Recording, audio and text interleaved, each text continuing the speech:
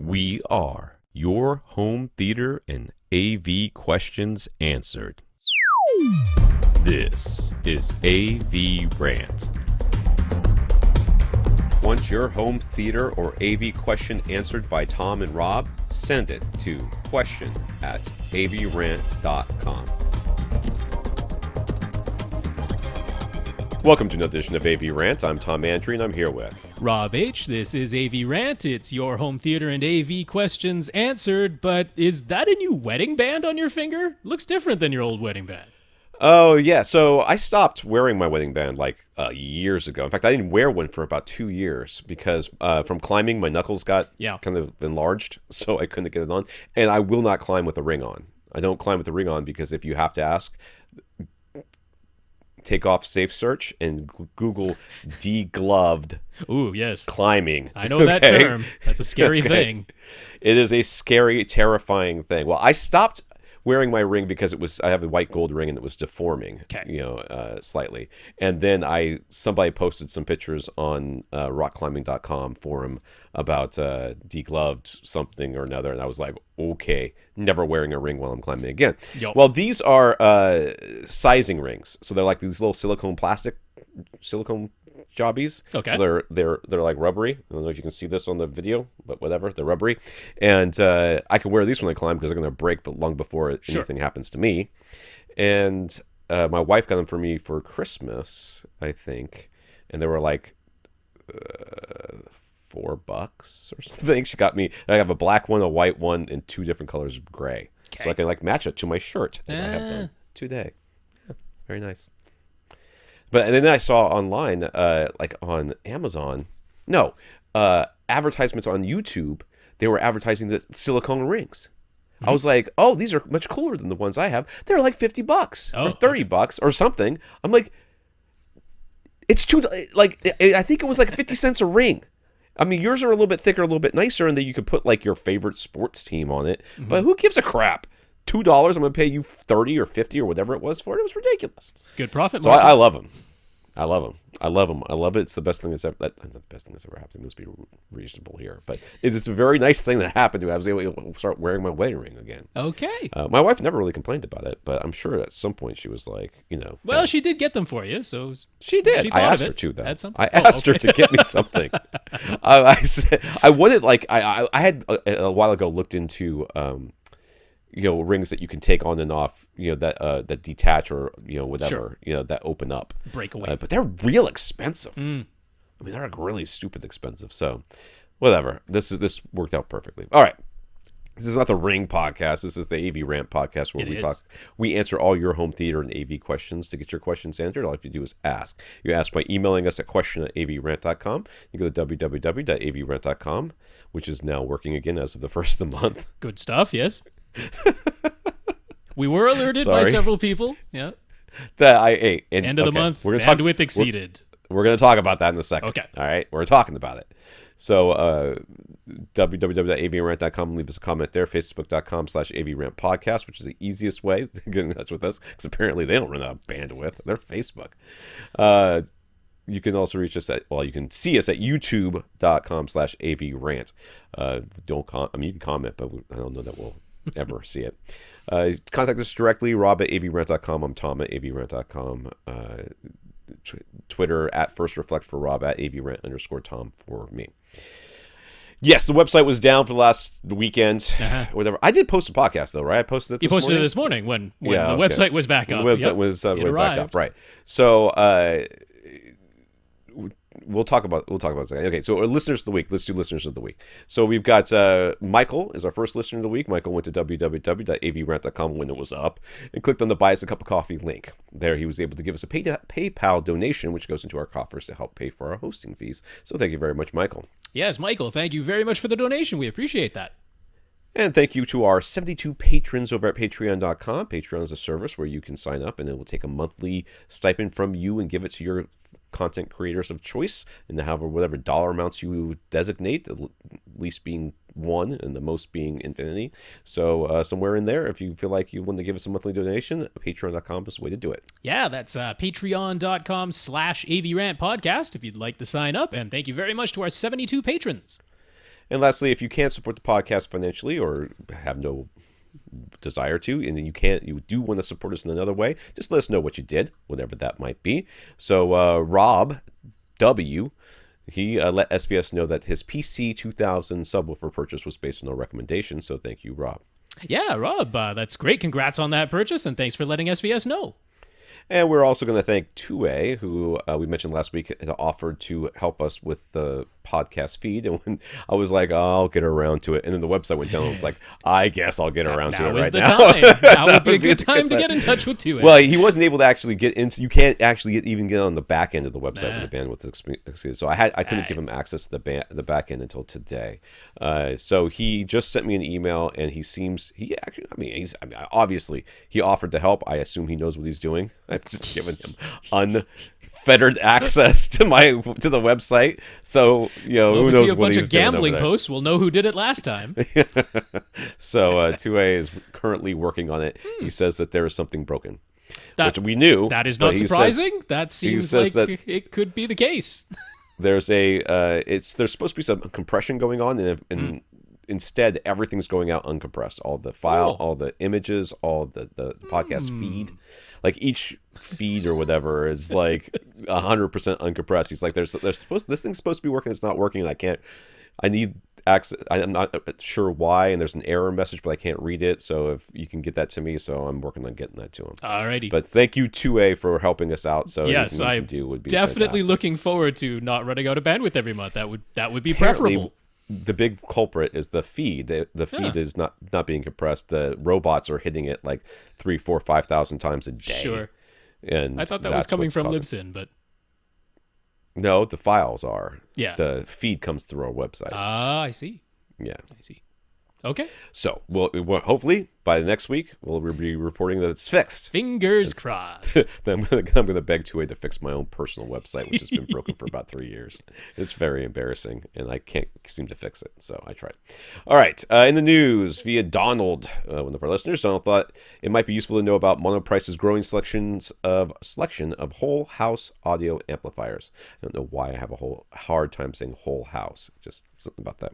In addition to their 12-channel distribution amps and 6-zone matrix amps, they also got a Class D stereo amp that offers 100 watts per channel for $165, which is about twice the wattage of the $100 stereo amps we sometimes recommend, but not twice the price. Mm-hmm. And a wall-mountable 35 watt per channel stereo amp with a subwoofer output for $180. It's basically an alternative to a sound bar for a wall-mounted TV. So stereo amp.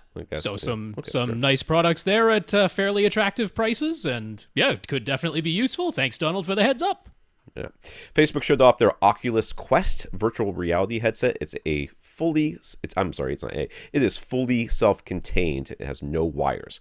Graphics aren't up to the level of an Oculus Rift attached to a high-end PC, but the Quest has all the same movement freedom and motion sensing rather than the more limited Oculus Go or smartphone-based VR headsets. It uses 4 super wide-angle camera/sensors on the headset to track your positioning, handheld controllers, and objects/walls around you. They're saying they'll cost about $400 with a spring 2019 launch date.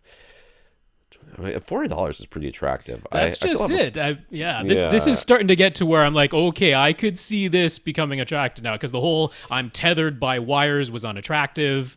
The price of getting $700-800, that's definitely something you got to consider. But like $400 fully self-contained still gives you the full access of movement. It's not like the Go that was more limited. Graphics are pretty darn good. Resolution is higher than 1080p.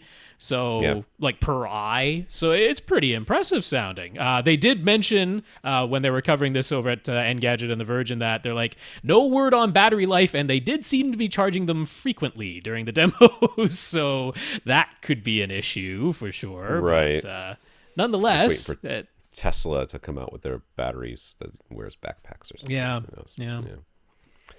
All right. The Cavo Control Center is something that I came across today. Seemingly fixes a lot of the shortcomings of the original $400 Cavo. To start, it's only $100. So what is it? It's a remote control. Okay, it's kind of a remote control. Yeah. It's like a hub. It's like a remote hub. So the thing that attracted me to this product, and we haven't tested it, I haven't touched it. I just found out about it like literally today. Well, it's not even available to buy yet. This is like a preview thing that went up today. But the thing that's attractive about this is we've had people who've been like, I've got these 4 things that I want to, and I need a HDMI switch, and this is it. This is like an HDMI switch with a remote control. It could potentially be. Yeah, it's $100. Although you have to pay an ongoing $2 a month for Kavo service, which is lame. And it supports HDR, although Dolby Vision support is awaiting a future update. It has 4 HDMI inputs instead of the originals. I guess the $400 one had 8.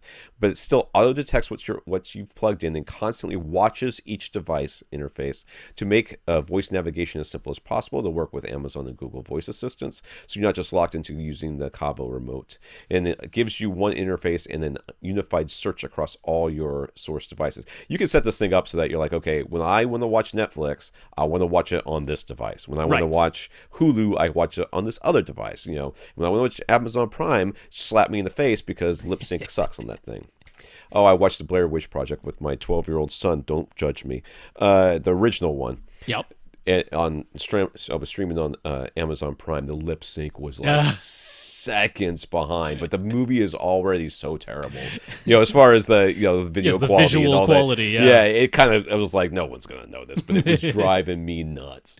So Amazon still sucks. So, but I think this is an interesting solution for those people who are like, I need something for my parents, that will 100%. And this thing apparently, when it works, it's like smooth as butter. That's just it. Well, to explain it a little bit, so you plug all your sources into this. Right. It has its one HDMI output that could go directly to your television, or that one output could go to your AV receiver if you have a full surround sound system. So it is essentially acting as an HDMI switch. But what it's doing is it's using machine vision, they call it, to actually quote unquote see the interface of, say, your Apple TV or your NVIDIA Shield or whatever device, even your Blu-ray player. And when you give a command you don't even have to say watch Netflix. It can be like I want to watch Stranger Things, the exact show. And it'll be like, okay, I'm going to search all the services and find that show. Okay, it's on Netflix. You've already said when I watch Netflix, I want to use my Apple TV 4K to do that. It'll turn on your TV, turn on your AV receiver, turn on your Apple TV 4K or wake it up, launch the Netflix app in the Apple TV 4K, and it can use IR, RF, Wi-Fi, IP control, or Bluetooth. So it's got all the things built into its hub, and it'll do all of that as one gigantic macro that you don't even have to program. It figures out, okay, I need to turn on all these things and use this device and navigate myself to the show that you asked for. The issue is when it works, it's like magic. It's amazing. The problem is when it doesn't work 100% correctly, because it doesn't give you the individual device control that you can still do with, say, a Harmony. Right? With a Harmony, if something goes wrong, you can still revert back to, okay, you know what? Something went wrong. I'm not exactly sure what. Pressing help didn't fix it. So now I'm going to resort to controlling one device at a time, which you can still do on your Harmony remote, and manually go through until I figure this out. On the Kavo, you don't have that recourse. Right. On the Kavo, if you want to fix it, usually the solution is to shut the whole thing down and start over from scratch. Yeah. Which, you know what? Honestly, for the people that easy enough to explain, right? The people that I would be recommending this thing to, I'm be like, so it should always work, but if it doesn't work, just shut it all off and turn it off and turn it back on. That's my IT solution to everything, anyways. Well, see, the thing I'm worried about is it can use HDMI CEC, and it will attempt to. And it's like, okay, so it just sent out an IR command and an HDMI CEC command. Oh, there you go. Now it doesn't work anymore, does it? Because HDMI CEC. Right. Well, we'll see. Anyways, it's an interesting. Certainly for $100. Yeah, that makes it very. I don't understand why you need us to pay $2 maintenance fee. What is this shakedown? Well. Crap. So I'm pretty sure this box isn't as powerful as the original Kavo. So I'm betting they're running some of this in the cloud. Well, that's rather than it all being on the box itself. I mean, if your internet goes down, your remote doesn't work. The thing that was bugging me about the article, though, the guy was like, this is way less complicated than the Harmony to program. I'm like, How I don't could know it about be less that. complicated? Yeah. How could it be less complicated? The harmony, I mean, it could not hold your hand through the process any more than it already does. It's so ridiculously easy. It's like plug the remote into your, like turn on the app. The app's like, you need to plug in the remote, and this is where the plug is, and this is where it is on your computer. Plug it in. You plug it in, you're like, okay, good job.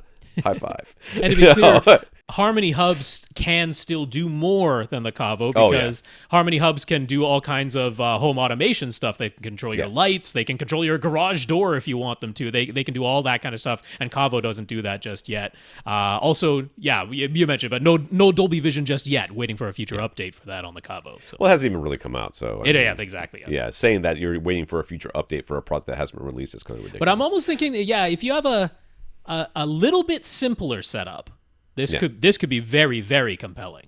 Yeah, if you've got like a sound bar. Yeah. A sound bar and a TV. Sound bar and a TV and a couple of different streaming sources, and you just want to be able to say out loud what show you want to watch and have it all light up. I'll be honest with you, my parents would love this stuff. Yeah. They would love it. Because the harmony with the Alexa and the Harmony interface was...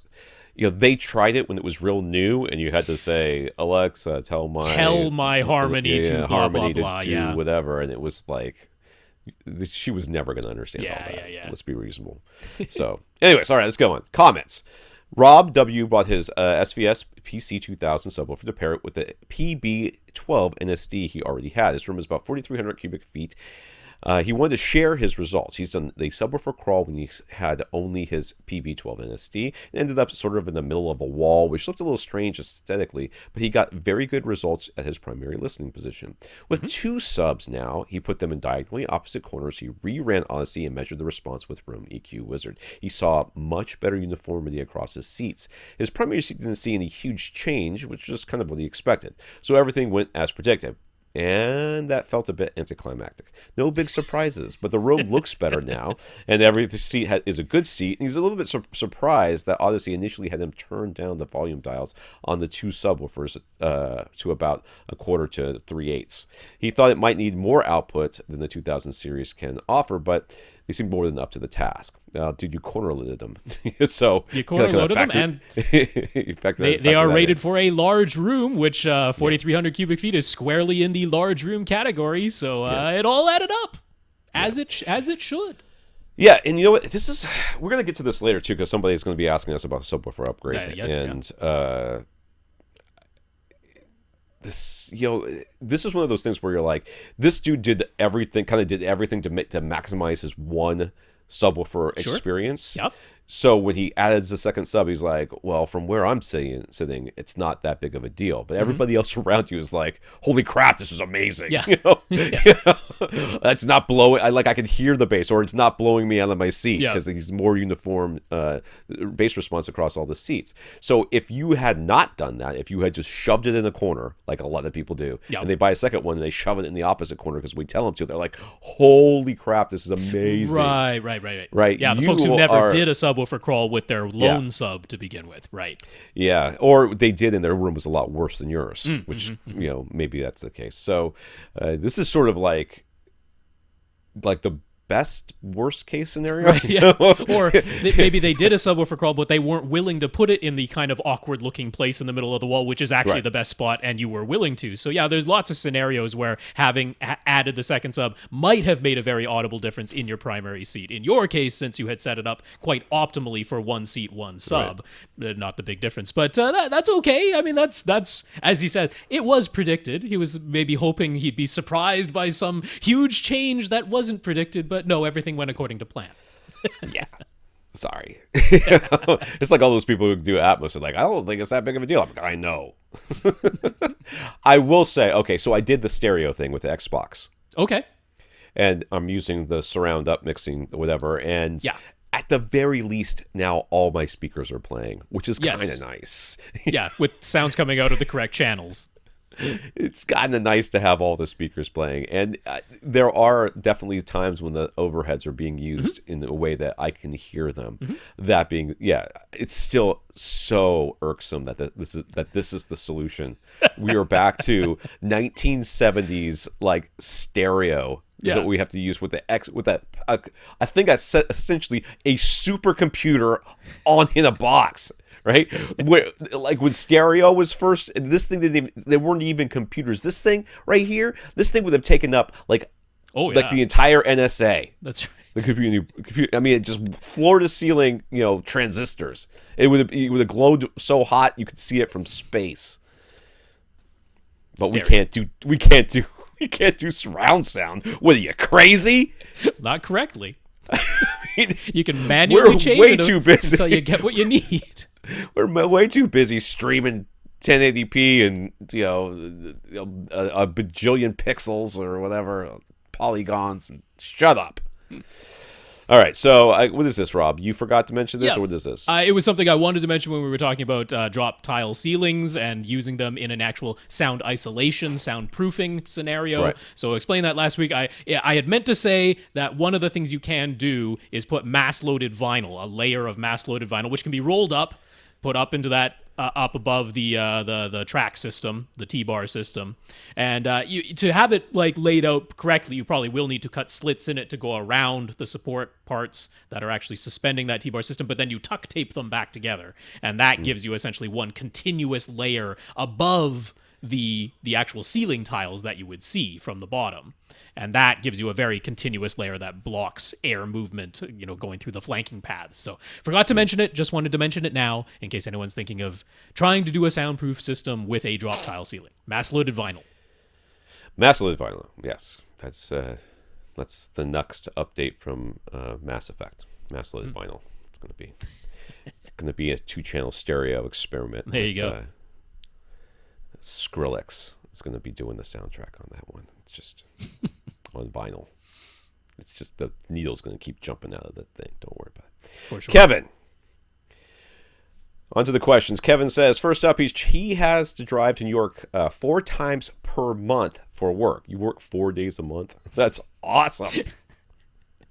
The drive is 4 times per month. We don't know how many days he's there. I think he's probably driving there every Monday or Sunday night or something like that. It's a 7.5-hour drive in his case. So when you heard about Rob's drive to pick up a TV in Phoenix, he thought, it's not so bad. Yeah. I do that anyways. That's right. I could pick up a TV while I'm in New York if I wanted to. All right. So Kevin says, after 15 years in their last house, him and his family of 7. So when you say family of 7, that counts you, right? So 2 parents, 5 kids. 5 kids, right? They have moved into a new house. He had outfitted in his old house nearly every room with Sonos equipment, and there was music playing somewhere in the house nearly 24/7, mostly gangster rap. But the new it was mumble rap, let's be honest. But the new house is open concept. I don't know what mumble rap is, but Samuel L. Jackson doesn't like it very much. The family room is open to the kitchen and a sunroom, plus it's a loft design, so the ceilings are very high. It's all open to the second floor, and there are large windows, hard floors, all this stuff. All right. Yeah. Nightmare acoustically. Yeah. So, it's like glass floor to ceiling. With all of that, the largest Sonos Play 5 speakers sound a bit thin, shall we say.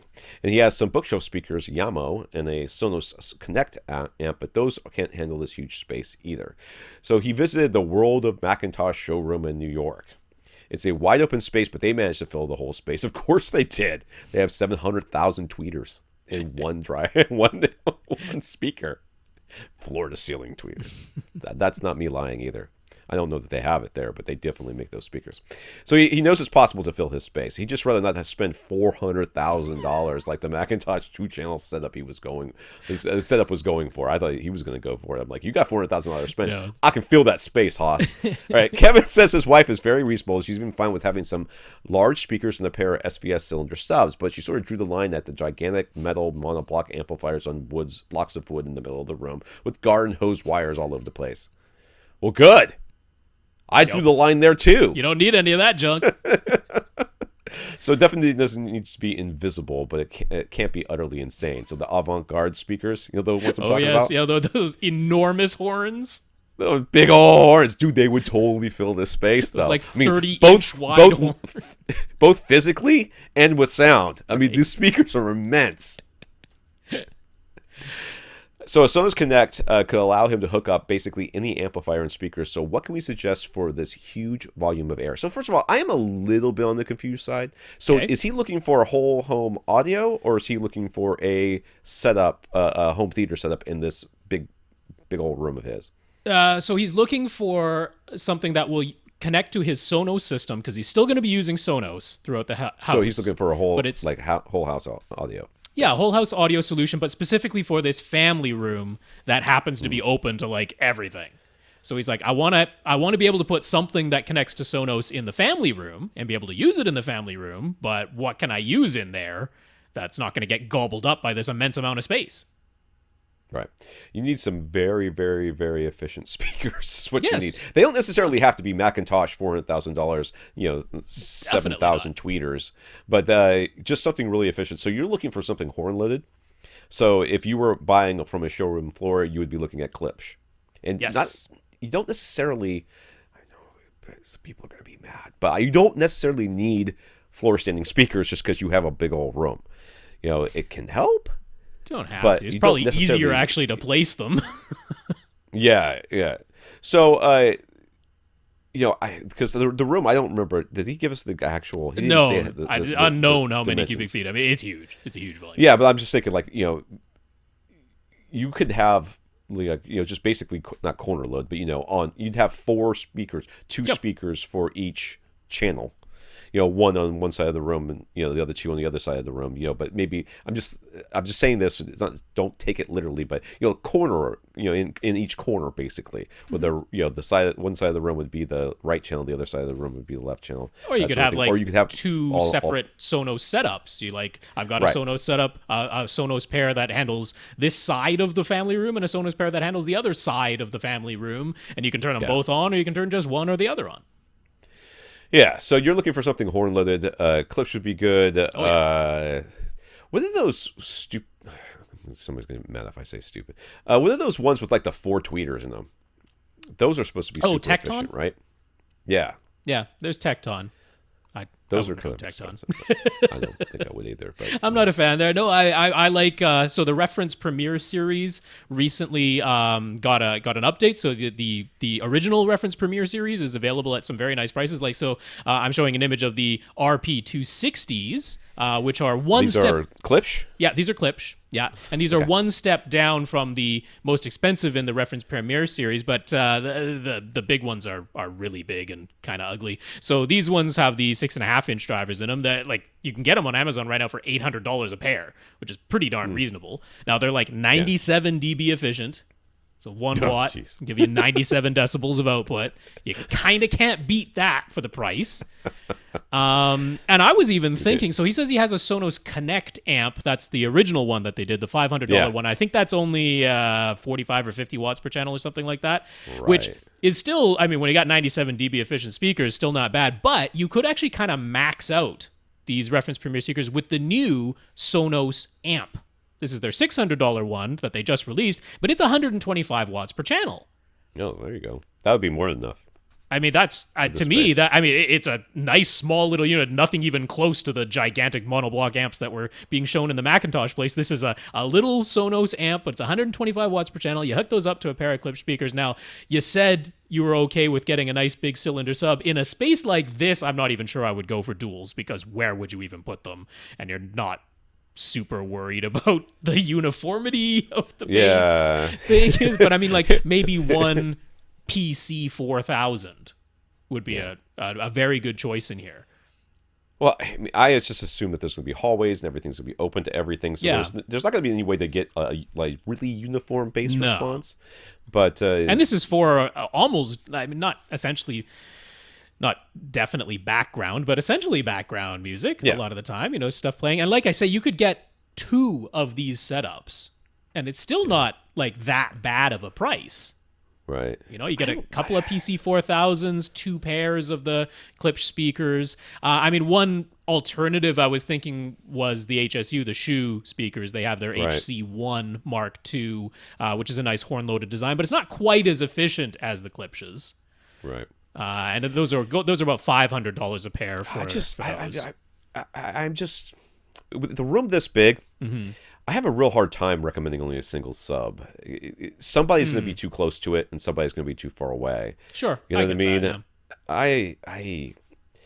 I almost want to say if you do the two setups, you could actually share the inputs because they have two Right. inputs on each sub. So you could have two Sonos setups and actually feed each individual Sonos amp to both subwoofers, and they'll get shared. Yeah. That'll still work. And you could do like a wireless subwoofer system so that you don't have wires going all over the place. That's easy enough to do. Use the Outlaw one that I like. Right. All right. Yeah. So as far as acoustics go, he's doing what he can in terms of heavy drapes for the many large windows and rugs to cover at least some of the hard surfaces, but he isn't sure what he can do in terms of decorative panels on the wall. Do we have any additional suggestions for tackling the acoustics in this space? Yeah, man, you need those printed panels. And we've got the Rob Stub. I feel like there's more than one Rob W now. I don't know. I think it's the same Rob W. You think it's the same Rob? Okay. Anyway, so Rob W. did the movie poster panels. It's a DIY design. But nowadays, you can get them made for you from whoever that is. Who does it? Well, as far as printing goes, GiK and Acoustimac both do printing, but they won't print copyright movie panels. They have a large selection of stock photos and stuff. Some of the images are really nice, and those. Well, this is a family room. You don't think you're gonna want a bunch of movie posters around there, anyways. Yeah, it could be family photos. If it's family, I would just get family. Yeah, yeah, family photos. You own the rights to those. They'll print those, no problem. Yeah, that's what I would do. Yeah, I would do family photos, or you can even have images. them printed so that the panel itself looks like it has a frame. But that's actually a printed frame on the panel itself, but it still looks like a picture frame. That sounds weird. Okay, I think that's the way to come at this. I mean, what else? Yeah, I do too. I guess the other thing you do is just make sure everything that you furnish this place with is plush and absorptive, if possible. Yeah. That'll help to some degree. Every end table has like insulation stuffed underneath it and fabric draped over it to hide the insulation. Yeah, that's probably going to happen. I know, right? Ted. So Legacy Audio has their own room correction system, which was news to me. They call it the Wavelet, and they talk a lot about making corrections in the time domain. They do. They've dubbed it Stereo Unmasking Technology.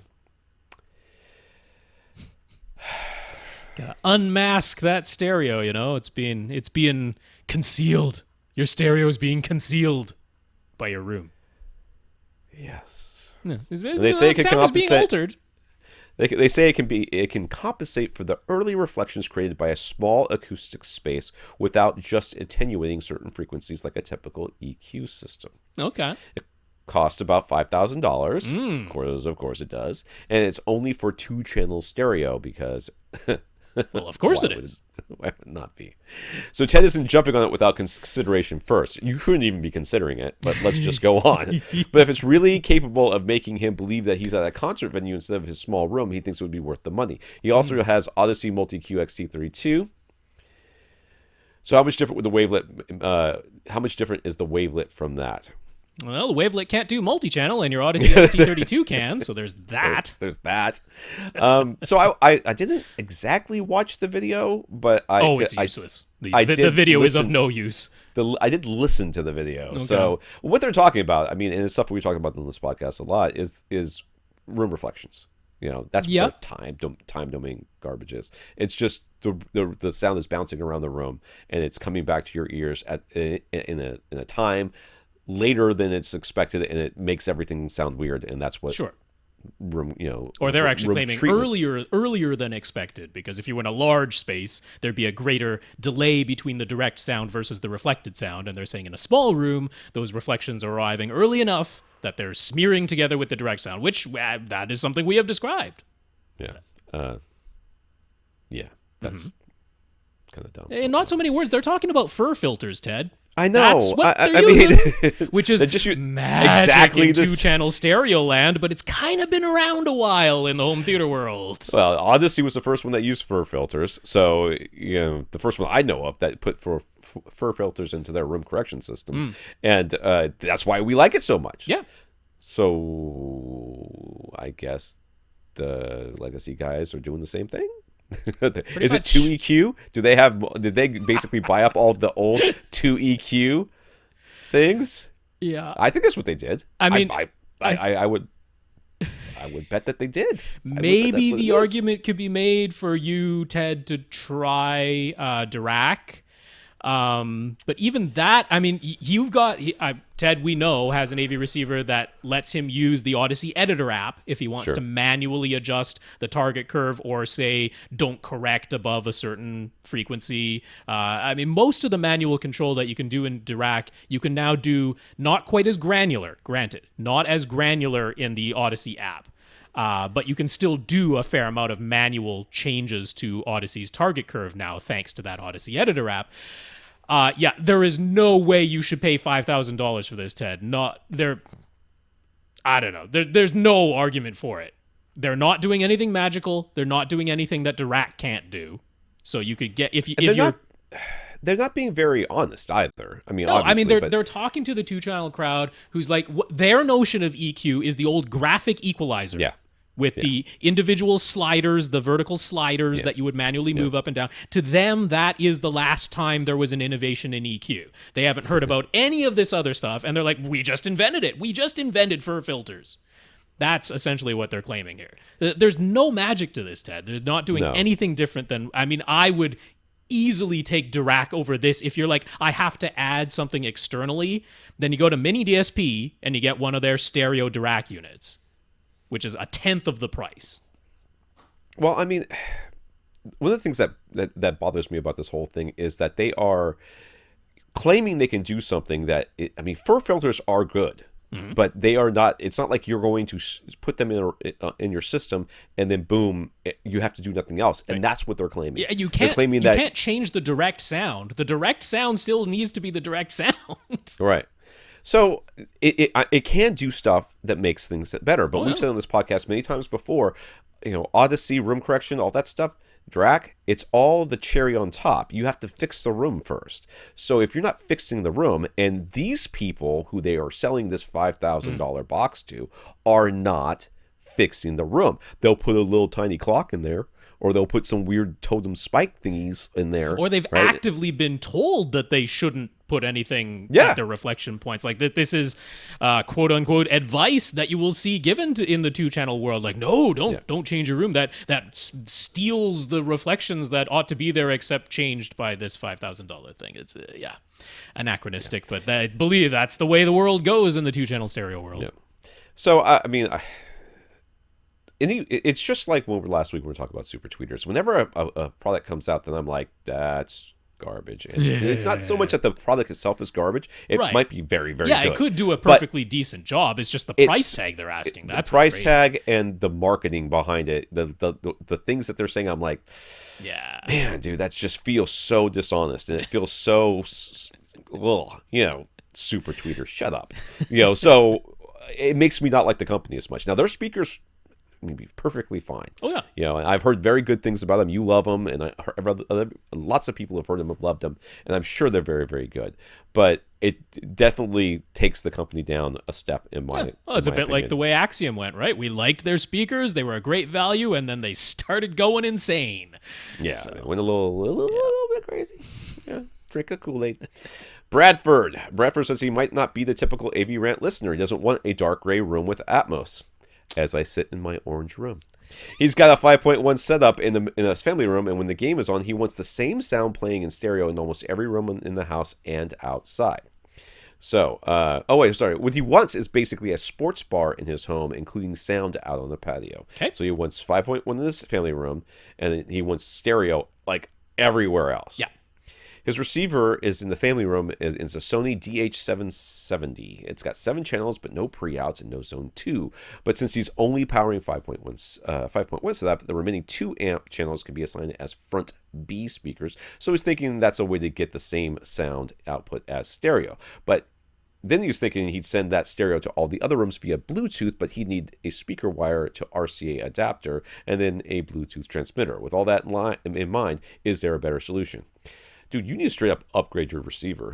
That's what you need to do. That is certainly, that's certainly one way to come at it. Yeah, without question. So, I mean, because right now that we have Yamaha with their, what is it called, MusicCast? MusicCast. And then we have Denon with the Hios. Yes. Which are all solutions that are basically giving you what you want. Yeah, now, I would definitely, out of those, I would... If you're willing to spend the money to do this, I would go with the MusicCast system, because MusicCast remains the only one of these built-in whole house wireless audio solutions from one of the major receiver manufacturers that lets you continue to play surround sound in the main room that is using that AV receiver, while down converting that same signal to stereo for all the other wireless rooms that it's sending the signal to. MusicCast is the only one that does it. Hios, what's the one? The Flare Connect that Onkyo does. If you're playing stereo in any of the other rooms, they will also only play stereo in the main room. They won't let you continue to play 5.1 or 7.1 in the main room, but MusicCast will. The issue is he forwarded like a couple of the devices. Now, first of all, I would never attempt to use Bluetooth to send wireless music throughout my entire house. He was looking at... It's not going to make it. Yeah, he was looking at a Bluetooth transmitter that claims to have a range of up to 160 feet, but I'm like, yeah, that's with like in a hall of mirrors, you know, where the signal is... there's no way it's getting through walls. There's almost a direct line of sight between my speaker and my Echo Dot, and it's across the house from each other, but it's almost across the living room, the big open concept room. So it's probably 20 feet away. Mm-hmm. You turn the microwave on, that's it. Right. You lost it. Yeah, you lost it for sure. Yeah, and God help you if you go into the bathroom, because the bathroom is part of a new addition, so the wall between the bathroom and that room is actually cinder blocks. Mm-hmm. It's dead. It's not going through that at all. So my number one choice would be that you get a Yamaha receiver, and it doesn't have to be a top-end one. Their entry-level ones support MusicCast now, so you can get one that's just a 5.1 receiver that has MusicCast. But the issue is that the products he was looking at were quite inexpensive. This was like a $50 or $60 Bluetooth transmitter, some like $30 or $40 Bluetooth receivers. He's looking in that type of price range, and there's nothing in MusicCast that's that type of price range, right? Like in the other rooms, you'd either have to have a MusicCast wireless speaker, which are in the $300 to $400 range, or one of the MusicCast amplifiers that would let you power any speakers you like, and that is also in the like $250 to $350 range. These are much more expensive than the types of products he was looking at. So I wanted to offer something that might work for you without even having to replace your existing receiver. Now, it's a little bit questionable, because if you use the 6th and 7th binding posts that are here and assign them as front B, they are only going to be replicating what is coming out of your front A channels, which if you're running your family room in 5.1 means no center channel. That means no voices. It's only going to be doing what's happening in your front left and right speakers. Right. Now, of course, you can just say, hey, in the main room, when I'm using other rooms and I want the sports bar atmosphere, I do it in stereo. And now you're fine. Right.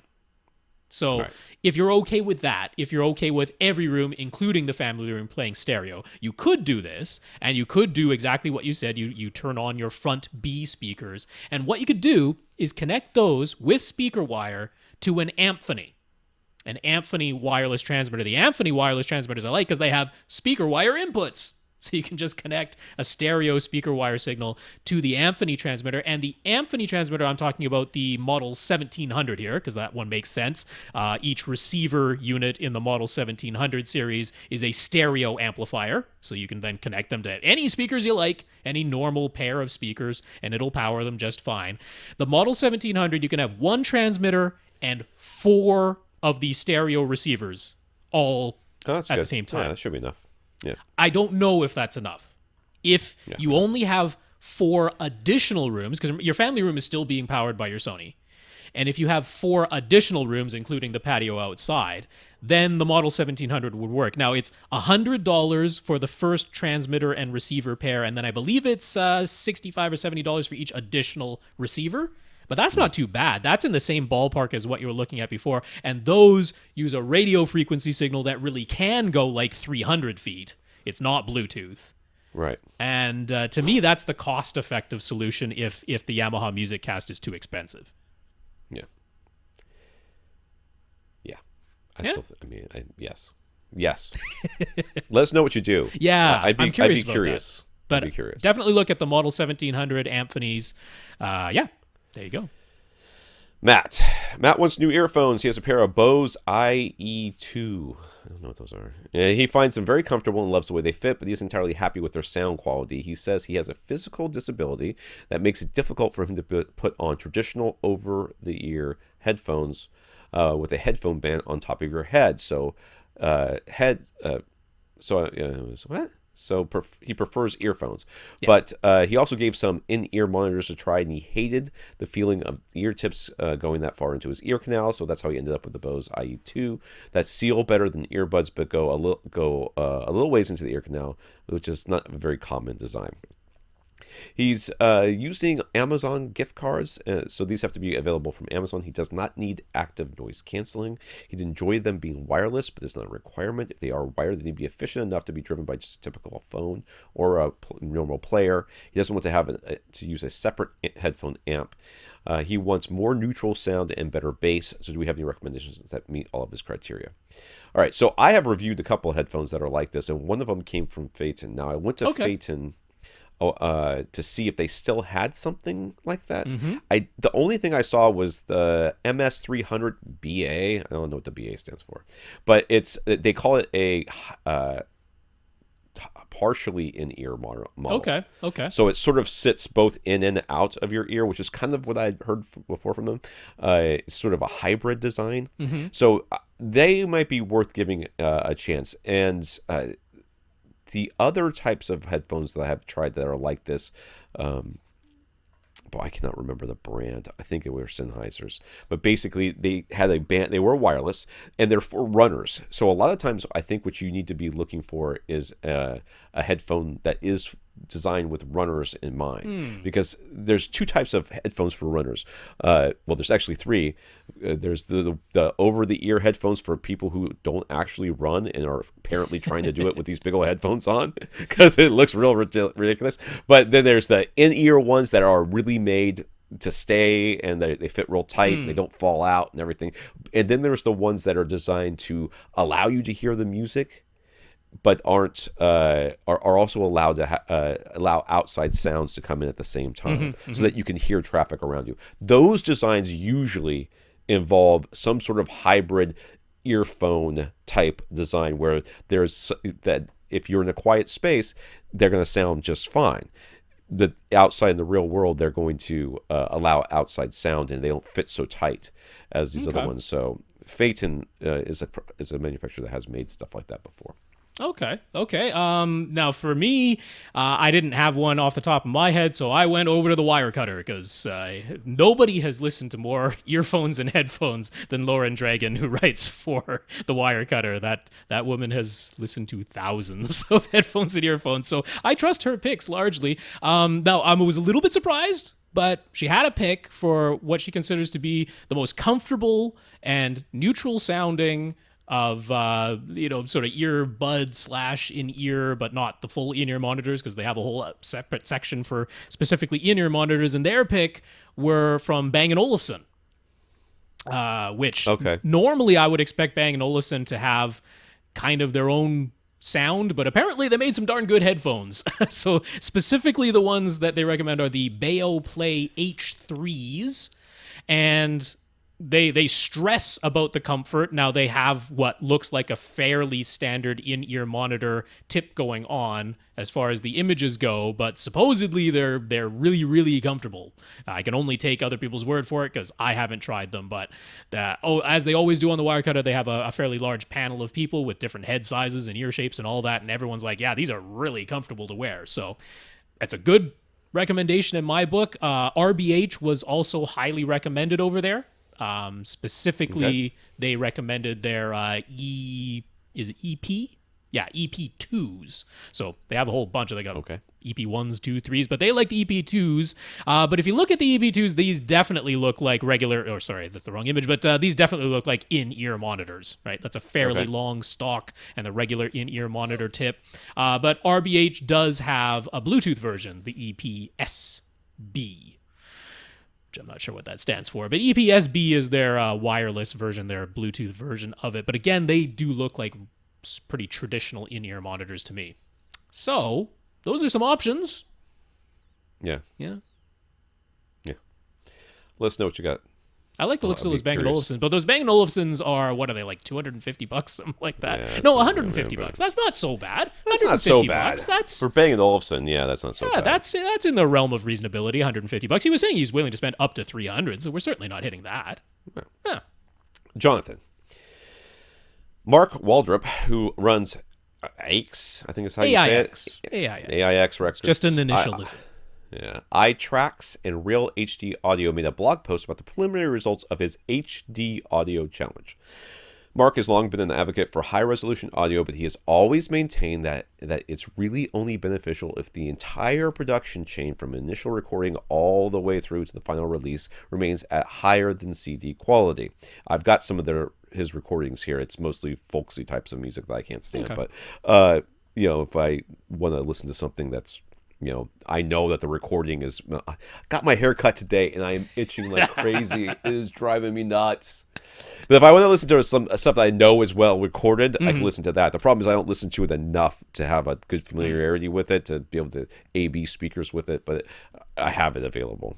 And if you ever come to my house and you want one, I will give it to you because they just collect dust. He's been critical of many of the other high-res audio download sites that sell tracks that are merely upsampled from CD quality masters. But the HD Audio Challenge, which includes 6 pairs of audio tracks for comparison, exclusively used tracks from his label AIX Records that were recorded at 96 kilobits 98 kilohertz 24-bit and remained higher than CD quality all the way through the production to the final release. Amazingly, he admits that the preliminary results indicate that most people were 50-50 when it came to identifying which version of the track was 9624 versus the 44.116, which 44.116 is CD quality. That's right. 9624 is higher than the high CD quality. res, yes. And what we've always said on this podcast is that 44.116 is what you can hear anyways. So anything more than that, human hearing. Anything more than that is stuff you can't hear. So you're not going to be able to hear the difference. But whatever. Some people got them all correct, but that could have honestly just been luck. And a large number of people said they couldn't tell the two versions apart, including Mark himself. Yeah. So Jonathan would like to hear our response. Can we believe Mark is actually willing to say that he can't hear a difference between CD quality and high-res audio in a blind comparison? Yeah. I can't believe, I'm surprised he said it. A little bit, but I applaud him for it. I applaud him for it, yeah. Hey, welcome to this side of the tracks, buddy. You swam ashore to Rationality Island. We've been camped out here for a long time. There's only a couple of us. We're trying. Welcome aboard. Yes, so yeah, I'm surprised he said it. I'm proud. I am encouraged. Because 50-50 is what you expect. Well, sure, that's a coin flip. So that's a coin flip, yeah. And with a large enough sample size of people, yes, some people are getting them all right, and some people are getting them all wrong. But that's just by chance. Right. 1 in every 100 should get that. If it's a 50-50 coin toss. So I think it's great. I think that's now. I still feel like, and I hope that. I'm sure Mark's going to be listening to this tomorrow when the podcast comes out. Or maybe he's watching right now. I hope that it's not a discouraging result for him. Because for me, paying attention to the quality of the audio recording, for whatever reason, is extremely important. And saying, okay, well, people can't hear the difference anyways, I'm not going to pay as much attention to the quality of the recording. I feel like is a disservice to the listener. This goes back to what I've been harping on every time this topic comes up, which is that it's a huge case of misattribution. Yeah. Because it is unquestionable that many of the recordings you would get from AIX Records are iTracks, which you will download in the full 96 kilohertz 24-bit quality. It is unquestionable that they have better sound quality than almost all the commercial CDs that you could buy. Yeah. It's very, yes, I'm not debating that. that. No. Yes, it's unquestionable 100%. That they have greater dynamic range, especially than almost every commercially released CD these days. But is that because it's 9624, or is it because of the way it was mastered? Yeah. Or, and I will go right, I am in full agreement with Mark that it completely makes sense in the initial recording to record with greater headroom. You don't want to record at your 44.1. Yeah, at your final, like if you were going out and recording something, you don't want to record at like exactly what you're going to end up with no headroom, no wiggle room whatsoever. You can't make any changes to this thing. As soon as you do, you're adding distortion. It's like, no, record with the added headroom. Then you don't have to have an active filter, like a super steep active low-pass filter on the top end of the signal while you're recording, which we know can add distortion to the signal. You don't have to do that. You still have to have a filter, but it doesn't have to be nearly as steep and aggressive. It gives you the headroom to make some changes. You can add noise to your recording and then dither that noise out of the signal before you finalize it. Like, it completely makes sense to record with greater precision, with to higher frequencies than you can hear, and with a wider dynamic range than you can hear. Record it initially, absolutely. Just like you might want to video record a movie in like 16K resolution if you could, because then you can make all kinds of changes and still end up with HD or 4K as the end result. So it's misattributing the final thing. In the final thing, we know that you've recorded it, you've made all the changes you want to make, and then you finalize it at 44.116, which is capable of containing everything that the human ear can hear. You've made all the changes before. You've gotten rid of all the noise already. Now that final result can be shrunk down to that sampling rate and bit rate. And if this feels like a little heady, what we're talking about here, think about that from the aspect of a JPEG or an image. If you find an image online that's the perfect size for what you want, right? And say what you want is a postcard size. Okay. So you find a postcard size image of the thing you want. You're like, this is perfect. You print it. It looks perfect. And then somebody says, you know what? I'd love to put that on a t-shirt. Yeah. You're like, great. Blow it up. And all of a sudden you're like, whoa. Yeah. That's what we're talking about. You get the image big, and then when you want to shrink it down to 44.1, it's still awesome. Yes, right. You know, the file. You know, when you're shrinking that down, when you're cutting it down, you don't lose anything. Yeah. You know, you don't lose anything. But that's because you had it at great resolution when it was large as well. But you know what? I will still agree. If you made the recording at a higher sampling rate, higher bit rate, you did all the mastering at higher, and then you're like, and my final result is still 9624, and I'm just going to release that to the public. I'm like, that's fine.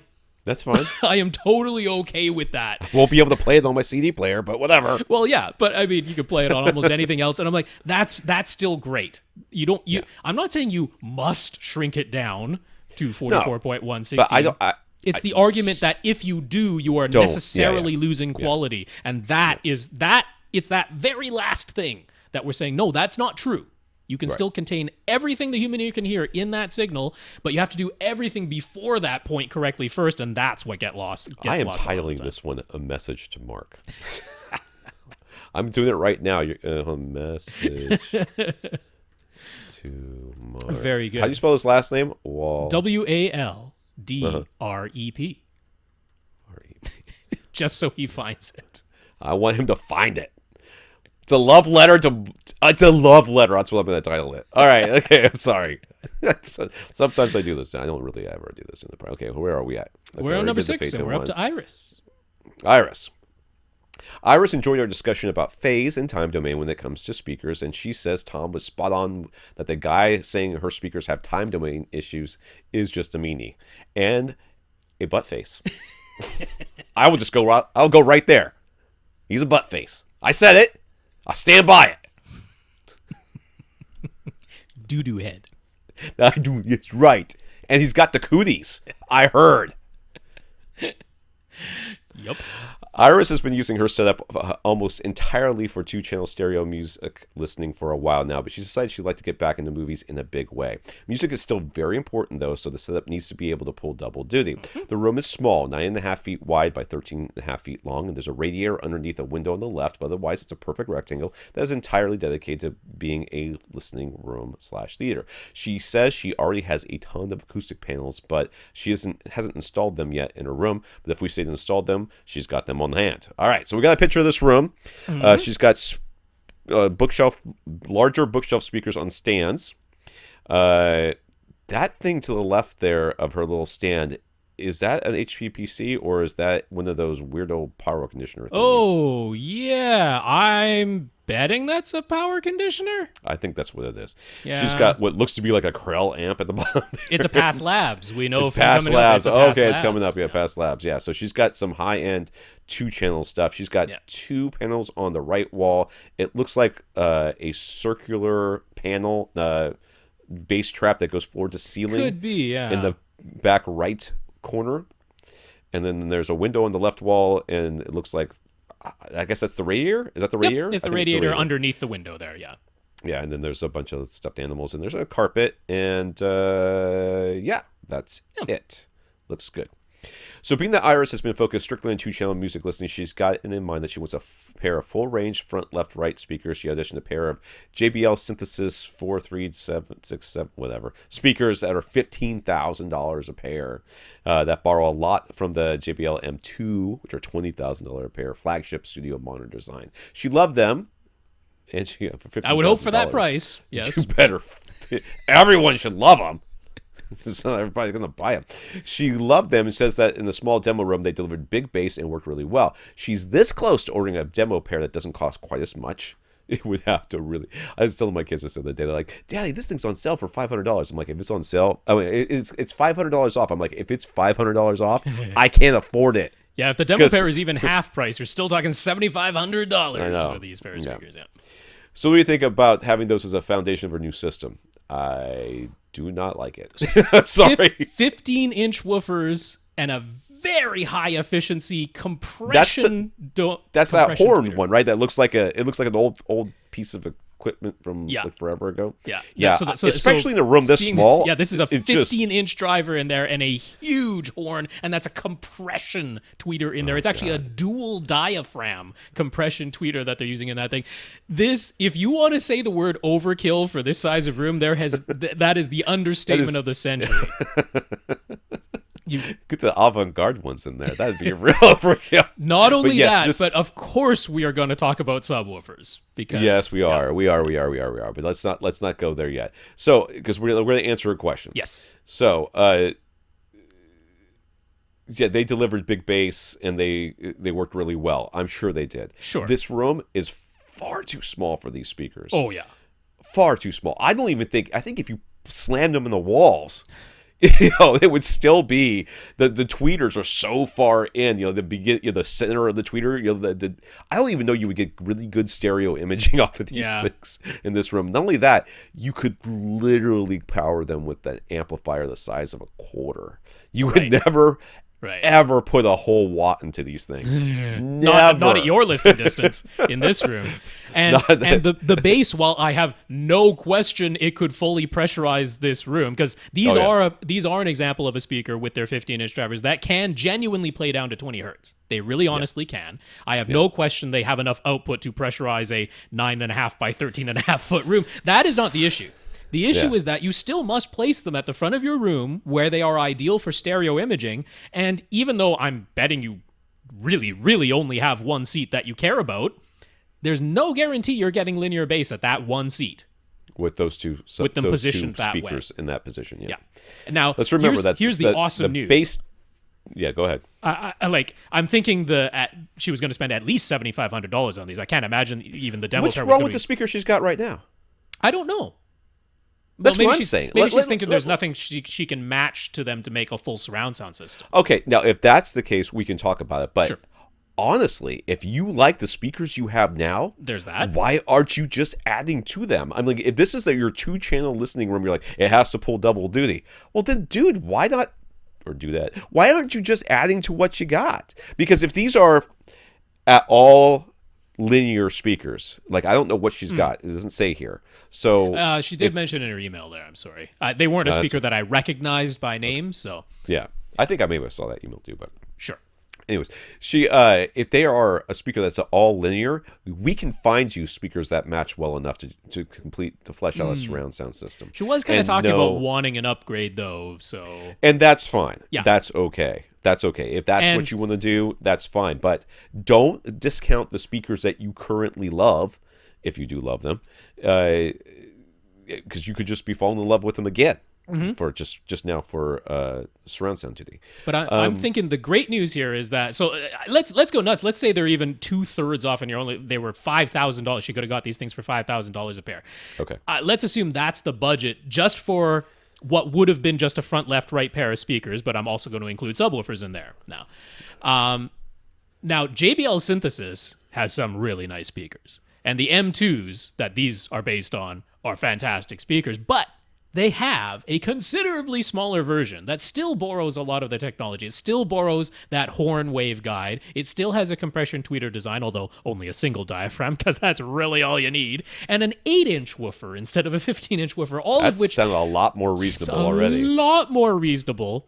Those are part of the JBL Synthesis, the exact same series. These are the 4306s instead of the 4367s. These are a bookshelf speaker with an 8-inch woofer and the same waveguide and a compression tweeter. Now, they go for $1,500 a pair, which is still a lot of money for a bookshelf pair of speakers. But if you love that JBL Synthesis sound, and I don't blame you for loving that. Yeah.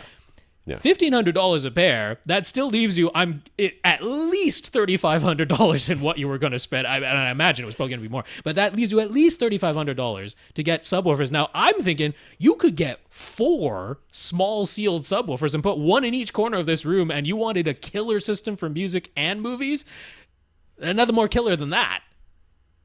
And you but we haven't talked about the rest of the speakers, though. I mean, she's got to get everything else as well. No, but this budget that she had for these 4367. Oh, I see what you're saying. That was its own separate budget. Everything else had to fit into another budget, but just this front pair is because she's like, I want the 2-channel music to be like super duper good.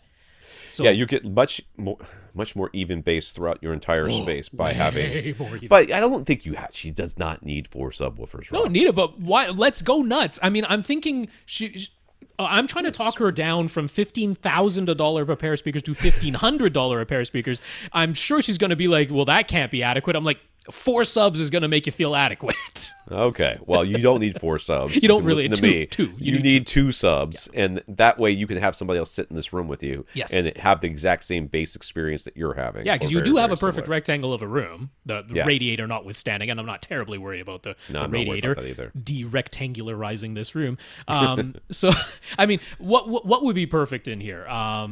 I mean, SB-2000s from SVS would be overkill in this size of room. Yeah, I was going to say, I would definitely get a sealed sub. Yep. I would probably get the SB-1000s because they're the smallest ones. But they don't technically play flat down to 20 hertz. So, I mean, she's got the budget. Yeah, clearly. And that's fine. So, yeah, if you wanted to overkill it, SB-2000s would be fine. And what is that, the $1,300 for a pair of those?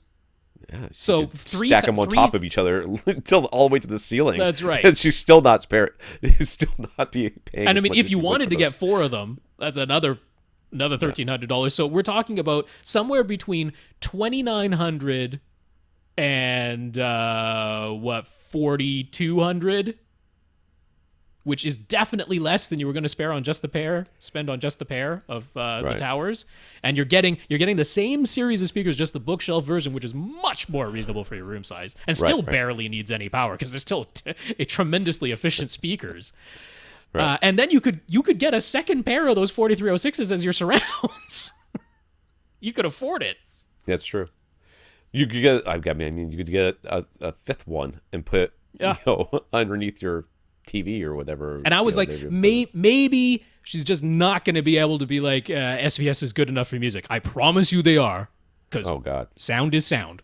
Bass is bass. And not only that, I mean, it should be speaking her language anyways. If she's the audiophile type, I'm not saying that you are, Iris, but if you are the audiophile type, somebody's probably told you that sealed subs are better than ported anyways for music. And guess what? You know what? Sound does not know when it's playing music versus playing movies. It doesn't know. It doesn't. That subwoofer doesn't go, oh crap, is this a movie?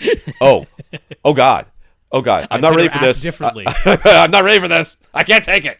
The pressure is too much. Let's say you just have to have the website with the language that talks about being really great for music. That's the only way you can get your head into using subwoofers instead of full range speakers. Then go over to Rythmik and get a couple of F12s. Because 16-inch cube. It's a 16-inch cube. They're a little under $1,000 once the shipping is included. You can still easily afford a pair of those and a pair of the 4306 JBL Synthesis bookshelf speakers. Yeah, there you go. Yeah. So she's got some past labs amplification. If you don't know what that is, it's because you can't afford it. Stuff is expensive, but it is so pretty. They get crazy hot and use a ton of electricity, plus they're huge and very heavy. Yep. Yeah, so she's planning to sell those and put funds towards outfitting the full theater setup. Let me tell you right now, you're going to buy everything for what you sell those past labs for. Anything that we tell you, you get the whole thing. We're talking about a projection setup, so... Okay, so projection, yeah. It's sans high-end screen / projector. So everything but the projector, if you get a high-end screen and the projector. Yeah. All right. The front left and right speakers will be their own separate purchase. That's the $15,000 for those things. Yeah, we're not doing that. We're not playing that game. We're spending much less. We're going to spend much less. So now you've got more money to spend on other things. Probably a car. So she's planning on having a budget of $10,000 max for everything else: screen, projector, all the other speakers, AV receiver, etc. So her total budget is $25,000. Well, no, because she wasn't going to spend $15,000. She was looking for a demo pair that was discounted. Like I say, I don't know exactly how much, but let's call it 15 then total, all in. Yeah, that's very conservative. That's very, very conservative. Yeah. I doubt it's really probably closer to $1,750. I would think that her floor model is not going to be more than 50% discount. 2/3 off, but very conservatively, at least $15,000 for everything. Yeah. Okay. So, what would we recommend getting new? Would we recommend getting new separate amplifiers? No. Or can an AV receiver handle things on its own? Yes. Seems a bit disconcerting to go from pure Class A past labs amps to a mass market AV receiver. Yes, girlfriend, you're going to have to really wrap your head around this. First of all, the reason they are so hot and so heavy is they are full, pure Class A. Class A, 25% efficient max. If that, yeah. Max. They are just running full bore all the time that they are on, and if it's not making sound, it's just turning it into heat. All the electricity that's going in there, every bit that you put into it, 75% minimum is exiting through the top of that thing as heat. Probably more like 80 or 85%. Yeah. That's why I'm being conservative on that too. Yeah. Oh my God, why did I not take a shower before this podcast? I am so itchy. All right, so stupid haircut. I was fine before this. I didn't even know this. Okay, so the speakers that you want, which by the way I love, so JBL Synthesis speakers. You need about 0.3 of a watt to hit full reference volume in this room at your seating distance.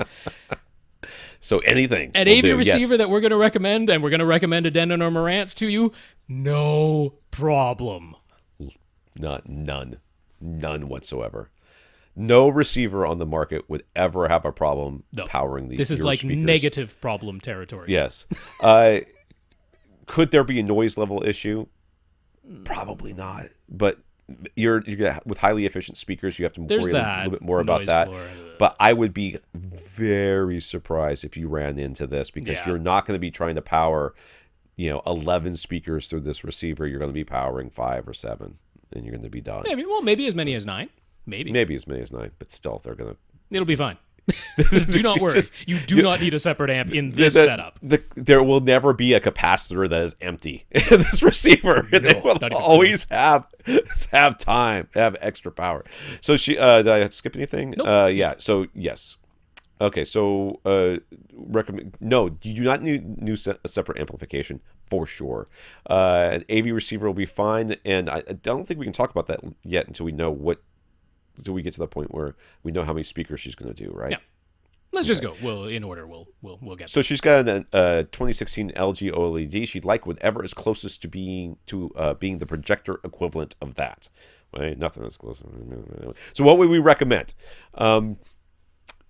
I mean, we talk about it all the time on this podcast, but JVCs are the ones with the best black levels. Yep. And that's what you're enjoying most about your LG. And the highest native contrast, meaning they can have black right next to peak white at the exact same time.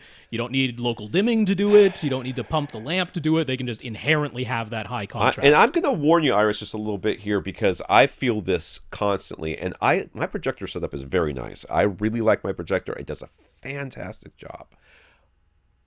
But when you go see a really well calibrated, well set up, direct view flat panel display, you kind of look at your projector and go, well, I mean, good. Yeah, honestly, it's a lot bigger. You could get a 77-inch OLED. They're $8,000, but since we saved you so much money on the front left right speakers, you probably have the room to spend $8,000 on a 77-inch OLED. That could be a consideration. I'm gonna say that you should at least consider that. Okay. Because I do not believe, if you are as discriminating as I believe that you are, if you've done all this other stuff for this high-end equipment, then if you're as discriminating as I think that you are, I think you're going to look at that projector no matter how good it is and go, it's not as good. I wish I had my flat screen. Yeah, it's $8,000 77-inch OLED could be in there. I will say, if you do decide to go projector, I was going to recommend to you a 92-inch screen. Yeah. And that's one thing you won't be able to get with an OLED is you will not be able to get a huge screen like that. Not that size. 77 is where they top out. Yeah. So that's the other consideration. But the only question would be which of the JVC models, because it's going to be a JVC now, I would probably suggest just getting an X790. You can get them for $4,000 now. I would highly recommend contacting avscience.com, buy through them, because they're a very good dealer, especially for JVC projectors. But yeah, you can get it for about $4,000 now. Now, if you are super bothered by the long handshaking time, I mean, again, I'm talking about spending $8,000, so 77-inch OLED or $8,000 for one of the brand new one, the genuine 4K, that would be the NX7 that has just been announced at CEDIA.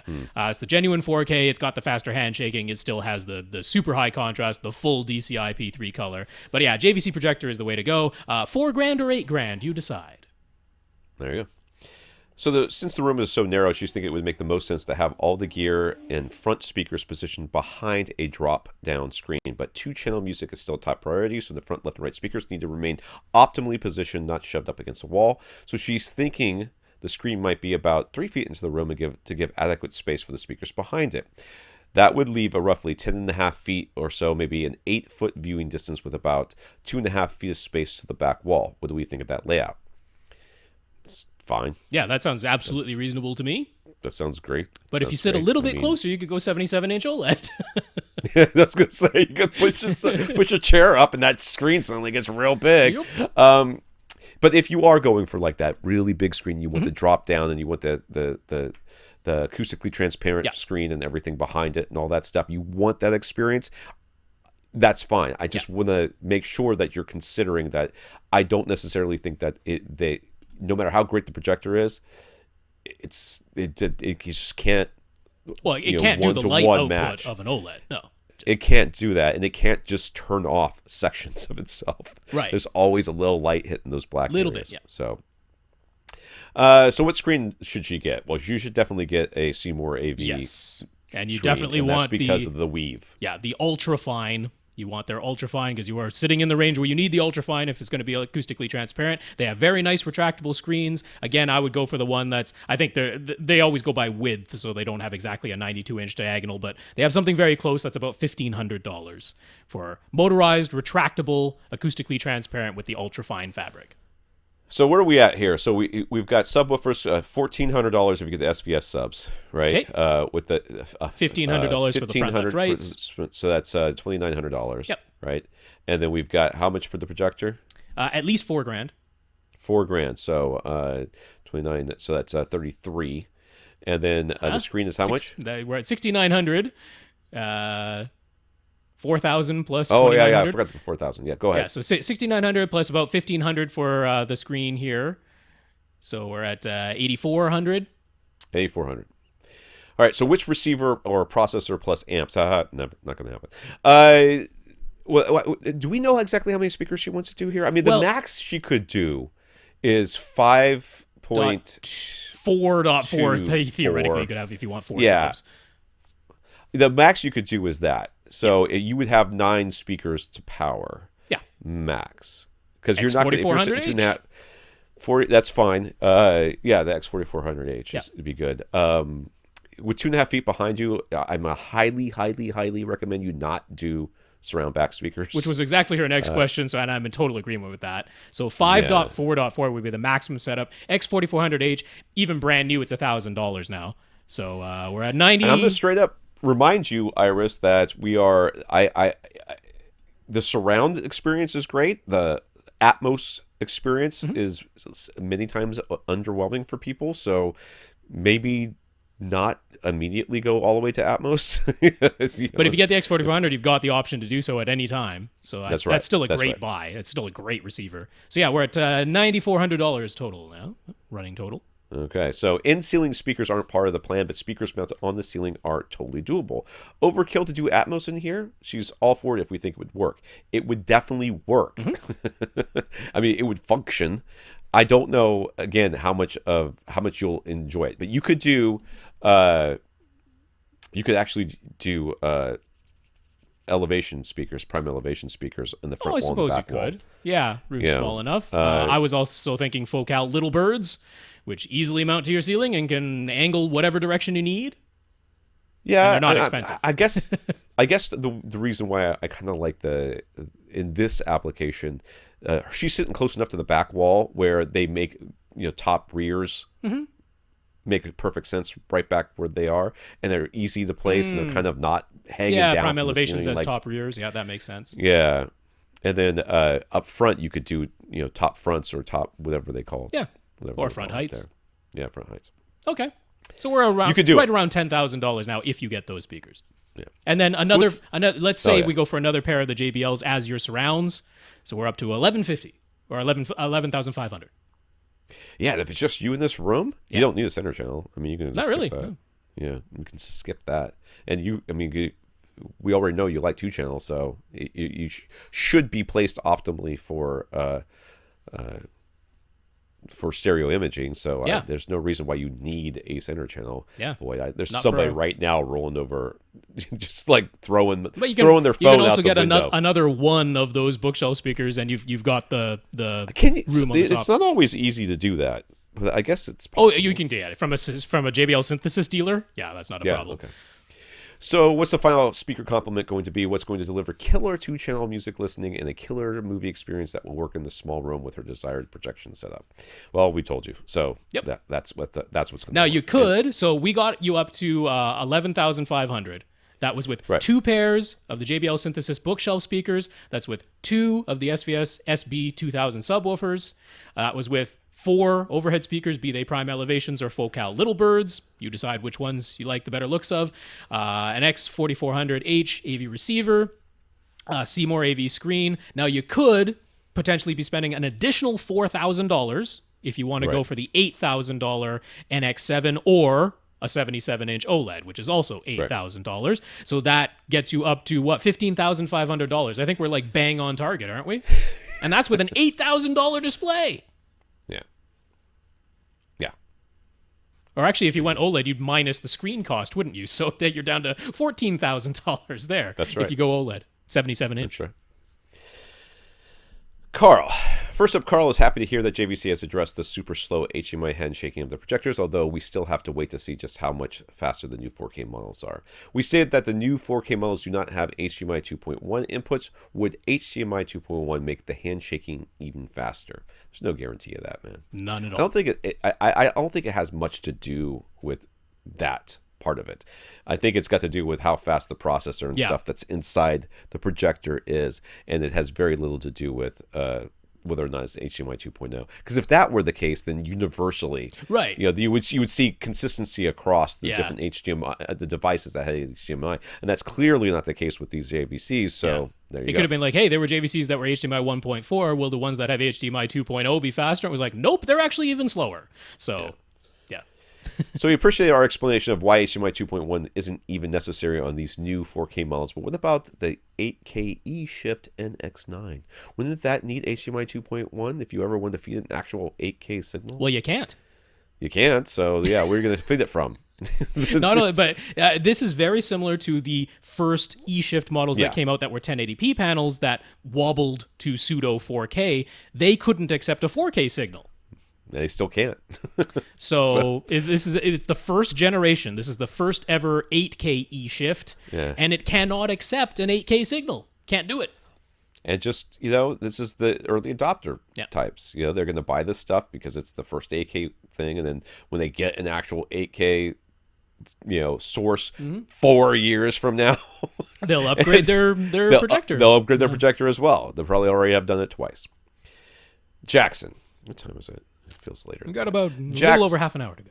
I know. When Jackson moved a few years ago, he sold his Panasonic Plasma TV and used only a projection setup for a while. For the past few months, he's been using a Vizio LCD TV that he's borrowing from a friend, but he'd like to let his friend have it back. Jackson isn't quite sure what he should do moving forward. I think this is where I ran out of questions, or I ran out of time to read questions. So we'll see.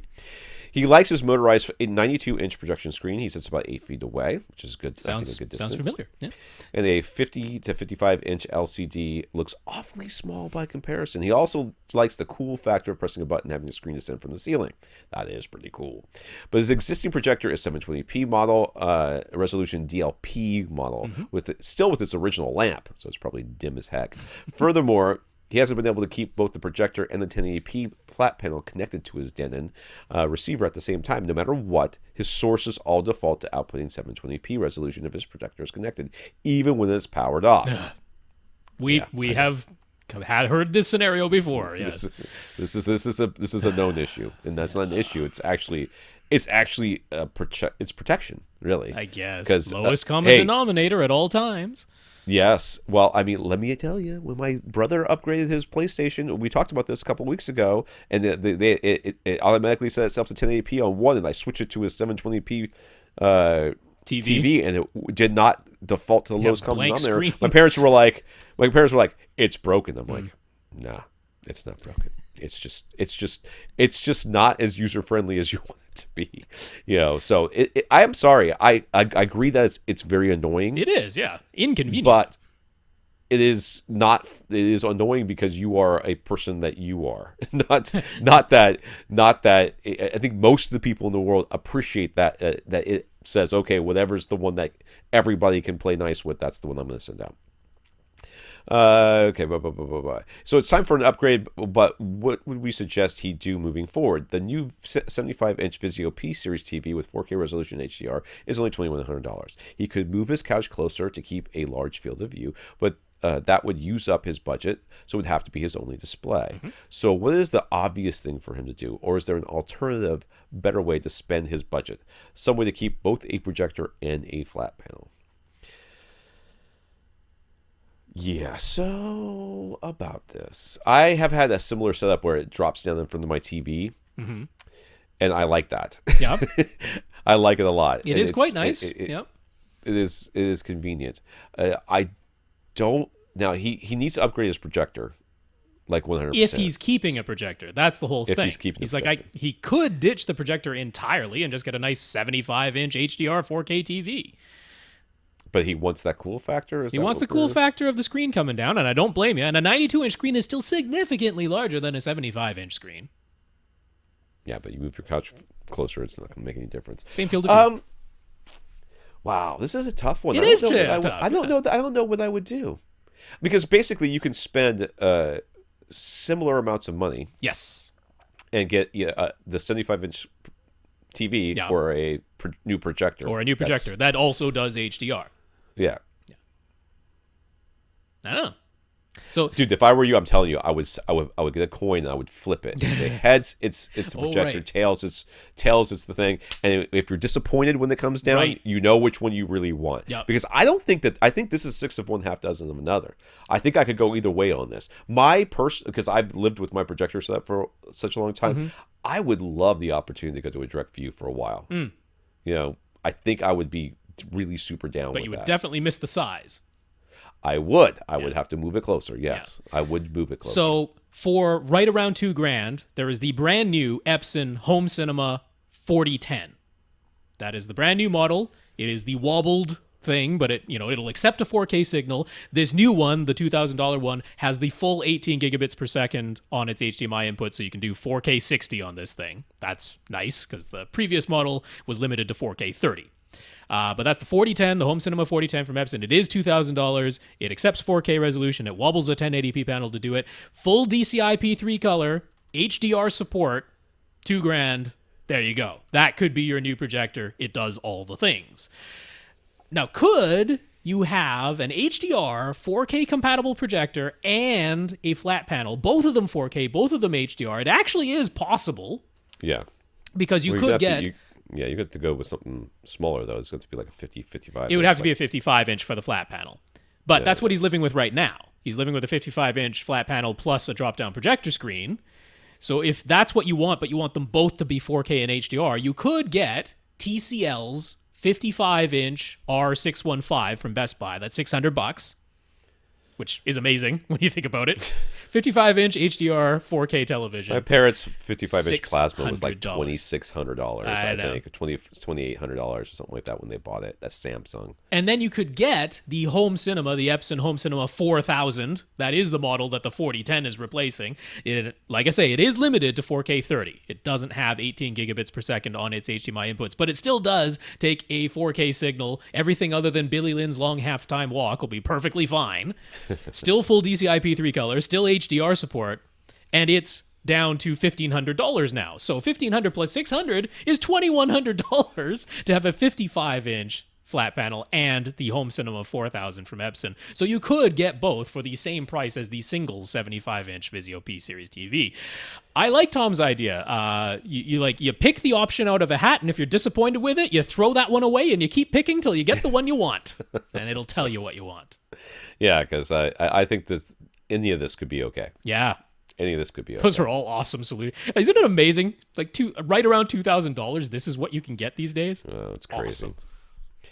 Josh says that he loves the podcast. Thank you.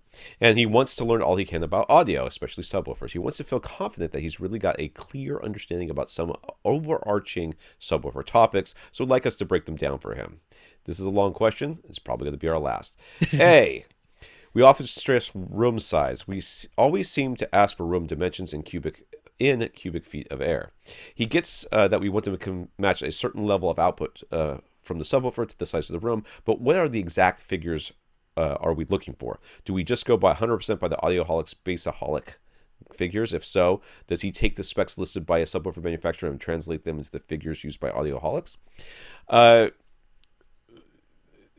No. I don't go 100% by it, although what I do in my head is very similar to what they're doing. Yeah, very similar. Part of it, it's almost for me like a feeling. Like when I look at this, I look at the specs of the sub, I look at the sub, and I'm like, yeah, that's going to fill this amount of space. And it usually is pretty close to right. But the CEA measurements and will give you the actual output that it can actually do. Yeah. And then you can translate that into how big of a room can it fill, how much air can it move, and at a reference volume. And then that tells you how much space. And yeah, the Baseaholics or the Audioholic stuff, and most of the room dimension sort of SVS has got their own little thing. Like, this is good for a large room or whatever. Are mostly pretty just. Oh, I very much like the Baseaholic room size guide. Right. Talking about, 1,500 cubic feet is a small room. Between 1,500 and 3,000 cubic feet is a medium-sized room. Between 3,000 and 5,000 is a large room. And then over 5,000 is, in Baseaholics terms, an extreme room, or I would call it a huge room. I like those very much, and I do more or less go by those as far as room size, thinking in terms of room size. But then further down in the Baseaholics article, they talk about the output level that they're looking for, specifically at 25 hertz individually, and then in the range between 30 and 60 hertz. Right. And they're looking for specific figures. So he's like, do I go for those figures exactly? Well, the figures they're listing there, and they explain it throughout the article, but it's not like super intuitive. they're basically taking what will be a ground plane measurement, which is the way CEA 2010 is done, with a distance of 2 meters between the microphone and the subwoofer. And you have to be careful about that because some of the CEA 2010 measurements that are listed by manufacturers have the reference of the microphone being only 1 meter away, which in a ground plane measurement means that it appears 9 decibels louder than if the microphone were 2 meters away. So they can have a much higher looking decibel figure, even though it's only because they moved the microphone a meter closer. So you do have to be very careful about that. But what Audioholics does is they take the 2 meter ground plane measurement, they add 6 decibels to that figure, and they're like, that's what we would expect to get out of that sub in a room. But at a pretty long seating distance. Like, they're referencing it to a 4 meter away seating distance, which I'm like, I don't know how you do that in a 1,500 cubic foot room, unless it's really long and narrow. So it's more of a hallway than a room, really. Yeah. So what, I mean, to put it in very simple terms, I do look at the CEA 2010. I pretty much only look at the 20 hertz individual measurement at 20 hertz because I'm like, everything above 20 hertz is going to be louder. There's no subwoofer that's louder at 20 hertz than everything else above 20 hertz. It's just not the way it goes. So I'm like, I really only care about 20 hertz. And if it can hit 100 decibels at the 2 meter ground plane measurement, so microphone 2 meters away, ground plane measurement outdoors, if it can hit 100 decibels at 20 hertz, I'm like, that sub is good for a large room. And like, that's like my line in the sand. Like, if it can do that, it's good for a large room. If it can do more than 100 decibels at 20 hertz, and I'm looking for about 6 decibels more. So if it can do 106 decibels, 2 meter ground plane at 20 hertz, I'm like, then it's great for a huge room. And if it's about 6 decibels quieter, you know, if it can do 94 dB or 92 dB or something like that, then I'm like, okay, that's better for like a small room. Those are the figures I use in my head. Okay. I just gotta look at the sub and go, oh yeah. It's about that big. It's about that powerful. It's about that powerful. Yeah, I see the amplifier power, see the driver size, and data-base.com is a great place to look up measurements that list what they do at 20 hertz. There you go. 2 meter ground plane. So ported versus sealed. The big picture take on this subject seems to be that ported subs play nice and flat down to the tuning frequency of the port, but then they roll off really steeply below that. Meanwhile, sealed subs tend to roll off at a higher frequency, but it's more gradual, so they can actually play lower than ported subs. Does he have that correct? Overarching big picture, yes. Yeah, I suppose that's about exceptions. Right. Yeah, I mean, that's not like a hard and fast rule, but it's a rule of thumb that I would say was close enough. You know? Yeah, I mean, so the big exception is if there's DSP being applied or some other type of filter system built into the subwoofer, because you can because the EP-500 from Axiom is a sub that has a brick wall filter at like 19 hertz. Right. It just, they DSP'd it and said, nope.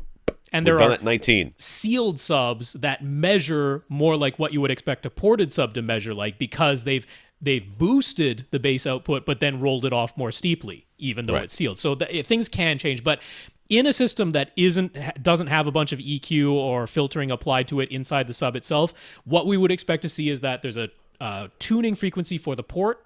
Below that, we would expect it to roll off at a rate of 4 or at a rate of 24 decibels per octave. That's what we would expect to see in a port. Whereas in a sealed sub, we would expect to see that it starts to roll off at a rate of 12 decibels per octave. Right. So it is a much more gradual roll off, and we would expect that it would begin to roll off at a higher frequency than the ported sub. Like if they were both using the same driver and the same amp, but it's just one is in a sealed cabinet and one is in a ported. You can see that in the SVS subs. Yes, I mean, they very use much. the same driver, the same amp, similar cabinets, and one's ported, one's sealed, and that's exactly what you find. Yep. So he says, let's take the ported SVS PB-2000 versus the sealed SB-2000 as an example. It looks as though the PB-2000 falls off a cliff below 17 hertz or so. Meanwhile, the SB-2000, even though it isn't as loud as the PB-2000 overall, continues to play down to 15 hertz. So if you took the two SVS SB-2000s and corner loaded them, would you get better 15 hertz output from the sealed sub versus the ported sub? Well, yes. You still couldn't probably hear it. Yeah. I mean, so we're talking about like taking two of them, stacking them both on top of each other in one corner. Yeah. Yeah. Yeah, they'd play lower. They would. It's okay. So remember we talked about this last week too, about the negative 3 dB point and all of that, why that's important, because once you get much past that, it becomes such a difference in volume, especially at low bass. Very low bass, where we hear really poorly. Or not at all. You're just not going to hear it. You're not going to hear it. Right. Like this thing might play twice as loud at 15 hertz as the PB-2000. You'd be like, I heard and felt nothing. Yes. Because it might be twice as loud, but it's not that. I still perceive nothing. The microphone says this is happening, but I perceive nothing. So if you look I don't get too hung up on these numbers and say, okay, well, because the roll off is more gradual, it actually plays lower, therefore it's a better sub. Nah, because the usable range remains the same, and the usable range of a sealed sub, once again, rule of thumb, tends to be not as far extended as a ported sub of the same with the same capabilities. Yeah, so a great example, they don't have the results for the PB-2000 and the SB-2000, but at data-base.com, they do have the predecessors. So they have the PB-12 NSD and the SB-12 NSD, which are very similar. Yeah. The 2000s were the direct replacements for those. And what you'll notice is that, so from everywhere from about above 40 hertz or so, they're essentially identical, which is exactly what we would expect, because it's the same driver and the same amp. And then the SB-2000, right around 40, 35 hertz or so, it begins its gradual roll-off. It's about where it starts. Whereas the PB or PB-12 NSD remains very flat all the way down to about 25 hertz, and then it starts to get a little bit quieter. Now, what you'll see is that at 25 hertz, the sealed version is now like a good 7 decibels quieter at 25 hertz. Down at 20 hertz, it's like 10 or 11 decibels quieter. Right. Down at 16 hertz, it's like, it's still playing, but it's like, I don't know, I think it was still about 10 decibels quieter or something along those lines. Now, the interesting result was they also measured down at like 12 and 10 hertz, and the ported one gave no result. It just couldn't play that low. Like you say, it sort of drops off a cliff below 17 hertz, whereas the sealed one still gave a result, but it was pretty darn quiet. Right. So even if you stacked a pair of the sealed ones, well, first of all, you'd need to just to get equal output at 25 hertz. Even with them stacked, you do not equal the output at 20 hertz of the single ported one. And then, you're getting more output at 12 hertz, but you can't hear it. Right.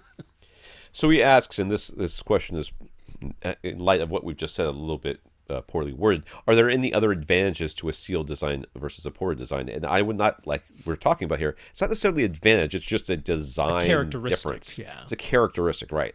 It is just a difference between them. I would not call the sealed as having a advantage over the ported design. In fact, I would say the ported design has an advantage over the sealed. In many ways it does, yes. And so, no, you've identified the differences. You will tend to have no group delay in the sealed design, because the sound is purely what's being produced by the driver moving back and forth, whereas in the ported design, some of the output is what the port is contributing, which means there's a lag in time before the port's contribution is added to the driver's contribution and equals whatever the final output is, and that is your group delay. But the counter to that is that the sealed sub, as it tries to play lower and lower, distorts more than the ported sub does. So you have higher distortion but less group delay, and it's like down at those low frequencies, we don't notice that group delay because it's such a long frequency anyway, and we're only ever hearing reflected sound that bounced off a wall before one cycle of the note even finished. So I tend to favor the port. Right. So if you already have one PB-2000 but you want a deeper extension, adding a second PB-2000 really wouldn't do anything on that front, correct? Correct. That is right. They will both play down to where they play, and then they'll both drop off a cliff. That's right. Could a single PB-4000 deliver deeper extension and more output than a pair of SB-2000s? Yes. Oh, yeah, for sure. I mean, deeper extension, 100%, and more output. I mean, if you stack the two SB 2000s, I mean, it's not, you can't just add the two 2000s and make it to a 4000. That's not how it works. Yeah, so, it would not be as loud, not even close. Again, over at Database, we can see the predecessor to the PB-4000, the PB-13 Ultra, and even down at 12 hertz, it was like 7 or 8 decibels louder than the SB-12 NSD. which means that even if you stacked a pair of them, it's not equaling the output all the way down to 12 hertz of the single PB4000. So yeah, one could go deeper and louder. So is there a law of diminishing returns when it comes to frequency extension? Yeah, big time. Well, yeah. I mean, think about this. I mean, if nothing else, we can't hear below 20 hertz anyhow. So anything below 20 hertz is bass you feel, which is... And even that is questionable. It might be neat to experience in a movie theater, but it is something you don't necessarily want to have happen every time, Darth Vader farts on the TV. You want to you don't want to have that sort of experience. I mean, the tactile experience of 20 hertz is very, very similar to the tactile experience of 15 or 12 hertz. It doesn't feel different. All you're feeling is like your chest caving in a bit. Like it's the same. So I worry about 20 hertz. That's what I worry about. Yeah, and like I said, I like a subwoofer that can play down to 20 hertz. And if you can play down to 20 hertz, a lot of times you can play down to 17. So do I really care about the difference between a sub that plays down to 18 versus a sub that plays down to 15? No. I worry that they can get down to 20 flat. Yeah. If they go past it, great. I don't care. There's nothing down there I can hear anyways. And I'm not going to be able to tell the difference between the 17, the 15, or whatever. Yeah. So... and most of the time, almost all the time, there's no data on any disc that says, "Hey, play a 15 hertz." Yeah, it's really rare. Yeah. Yeah. No, I mean, it might not sound like it from listening to this podcast, but the majority of subwoofers do not play flat down to 20 hertz. The ones that we recommend do, and that's why we always talk about the same subs. I know, because those are the ones that do it at a reasonable price. Right. Now, I mean, if you come to me like, I really love my sub, and it's this sub, I'm like, well, that plays down to 35. Well, it's like, like it shakes the house. Yeah. I'm like, yeah, it does. Yeah, it does. You're just missing 15 hertz of extension that would also shake the house, and you would notice a difference. You would, if we put one of our subs in your house. But is it mean that you're having a bad experience? No, you got tons of bass. Don't worry about it. So he says if we take the PB2000 versus the SB2000 as examples again, the PB lists its frequency response as 17 hertz to 260 hertz plus or minus 3 dB, while the SB lists 19 hertz to 220 hertz plus or minus 3 dB. But again, the measurement graph shows the SB actually being able to play lower. And then there are also the CEA 2010 measurements that supply different figures. How do you interpret all those figures in order to understand the actual total output of a given subwoofer? Well, I mean, we've kind of covered this. When Rob was talking about the different size rooms, you can look at how much output they get at a specific frequency, and Rob chooses 20 hertz, Audioholics chooses 25, and then that determines how much air they can move. So the fact that they extend lower or whatever is great, but doesn't necessarily inform you of their ability. There is I don't want to call it a subwoofer. There is a device that will play, 1 hertz to 5 hertz. It looks like a fan. Sure. Yeah. Infrasonic fan. And would I care that it does this thing? No, I don't. I don't. But people want are hertz. Like, why would I want 1 hertz? Boom, boom, boom, boom. And you don't even hear it. It's just like wind moves every second. Yeah. No, I don't. So want that. I mean. I appreciate that you're trying to learn about this. So let's focus on the things that are very important here. What's very important, that something can play flat throughout the hearing range that we hear. That's important. Yeah. That it extends throughout the entire hearing range. That's important. The amount of output is appropriate to move all the air in your room. That's important. Whether or not it rolls off quickly or slowly past that point, not important. Whether or not it's got a port or a sealed design, not as important. It is important when you're thinking about what sub to buy, because you're like, I cannot fit a PB 4000 in my room because it is 9.5 feet by 13.5 feet. When we were talking to Iris before, we were talking about small subs. We talk about small subs because she's got a small room and she's got to fit everything else in there as well. Right. So, if you've got a big room, well, you're going to need a big sub anyhow, but you're still going to have to worry about these other design things that go along with it. Yeah, worrying about the like the SB seemingly doesn't play as low if you're looking at the plus minus 3 decibel range, right? PB-2000 rated to 17, SB-2000 rated to 19, both plus or minus 3 decibels. But then you see the graph and it's like, oh, but the SB actually keeps making sounds lower than the PB-2000 does. It's like, well, yeah, that's the difference between within a tolerance range versus just response overall. So it's like, yeah, the SB-2000 is actually continuing to move that driver at an even lower frequency than the PB-2000, but the output that's coming out of there is very quiet, and you cannot hear it. Yeah. So all of this boils down to one thing. He replaced his Polk PSW. I did not get this far in this question.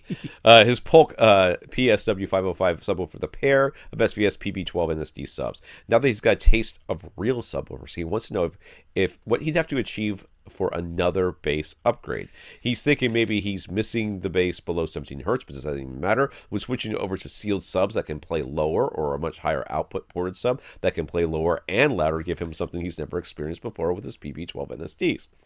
What's the size of your room? Very first part of his question was really like, we're always asking about the room size, and he asked us a question. What was our first question? What's the size of your room? Because if the PB12 NSDs can move the air that's in your room and adequately pressurize your space, then getting a subwoofer, that sealed subwoofer that can play down to 12 hertz that at a volume you can't hear anyways, you will experience zero audible difference. In fact, if you took and traded in your PB12 NSDs and got, PB6, Ultra, the 16 Ultras, yep. 16 Ultras right now, and you properly calibrated them, you're like, I've got all this, they could play this much louder, they could go this much lower. I will tell you right now, if you are dead honest with yourself, you would go, they sound exactly the same as the PB12 NSDs. You would have more headroom. Like, objectively, they are capable of playing the PB16 Ultras are capable of playing louder than your PB12 NSDs. Yeah, that is objective truth. But you would not turn them that loud because it would be too loud. Yes, then it's unused. It's theoretical headroom. It exists. It's there, but you just never need it, in which case you never hear it or experience it. No, I mean, I get it. This is a disappointing thing. I got this huge upgrade. Is it possible to get an upgrade equal to, or maybe just a little bit less, another huge... No. You've kind of reached... You kind of reached done with what bass. Can be done. You won bass. Yeah. You won it. You're done. There's nothing else to do there. You just move along. Get a better TV. Enjoy the system you have. What a crazy idea! I know. We get there too, man. I mean, I haven't upgraded subs or speakers in many, many years, which is something I used to do quite frequently because I'm like, I have reached the limits. There's nowhere left to go. So, okay, subwoofer upgrade tracks. Okay, this is what it looks like. None to a woofer, to a subwoofer of some sort. That is an upgrade that you will notice from a subwoofer that's not very good to a one that's actually good. That plays on the 20 hertz. That's an upgrade you'll notice. Going from 1 to 2, especially if you hadn't placed them properly to begin with, and you do place them properly afterwards, that's an upgrade you'll notice. The next one is nothing. There's nothing else to do. I mean, 2 to 4, maybe a tiny difference. Like if you really care about a large seating area, potentially. If you're sitting in more than one seat in your home theater on the regular, you are Dr. Strange. You have split yourself into a dozen or more people, and you're all collectively experiencing it at the same time. Yeah, you might. Sure. Yeah. For Doctor Strange, I will allow it. Right. 4 subwoofers for Doctor Strange, but no, there's audible changes, real substantive changes to bass stop when you have them playing down to 20 hertz and they're appropriately placed for your space. And have enough output to pressurize your room. You're done. Yeah. You're done. You can accurately reproduce the signal that is, what's being requested from any soundtrack. You can accurately reproduce it. There's nowhere left to go. Right. You're done. All right, so that's it. Who we got left? We have quite a few left. But, good. Yeah, that's how it's going to go. I was thinking maybe we'd answer one of the shorter ones, but no. Nope. We shall answer next week. Richard B. Got to scroll down a bit here. John D. Earl B. Gus, who got in touch with me on Twitter. Chris B. And Nathan D. That's that. All right, guys, we'll catch up with you next week. And if you have some questions you'd like to have answered, all you have to do is ask. You ask by emailing us at question@avrant.com. We want to thank our listeners of the week. We want to thank Michael for going to www.avrant.com and clicking on the Buy Us a Cup of Coffee link and leaving us a PayPal donation. We also want to thank our 72 patrons over at patreon.com. Yeah, Michael, thank you very much for the PayPal donation and patreon.com/avrant podcast. If you'd like to sign up, thanks so much to our 72 patrons over there. We want to thank Rob W. for talking us up to SVS, and also to 2A, who is currently working on our can't run out of bandwidth all the time problem that we need to have solved. Yep. Rob, congrats on that purchase. Thanks for talking us up to SVS. And 2A, if 2A fixes this, that's a huge thank you. That is a huge That is tremendous. Thank you. I saw A Quiet Place. Okay. Have you seen it? I haven't watched it. Okay, so new. I mean, it's not as good as the Jurassic Park surround stuff, but there is some good sound effects in this movie. Yeah, I don't know how atmosphere it was. I'm buying it, but the thing that I liked about it too, and that I think listeners should pay attention to, is that there is Atmos on the Blu-ray release. I don't know if there's an Ultra 4K release, but there's Atmos on the Blu-ray release, so you don't have to find as there ought to be. There's no technical reason why there can't be, but yeah. For AV Rant, I'm Tom Andring. And I'm Rob H. Now go out and listen to something.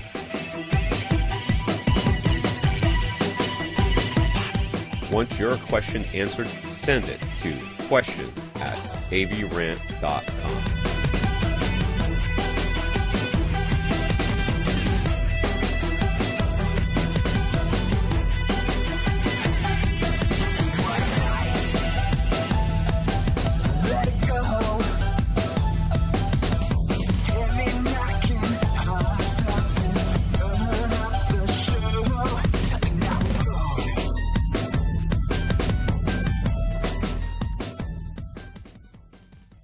This is AV Rant. Now go out and listen to something.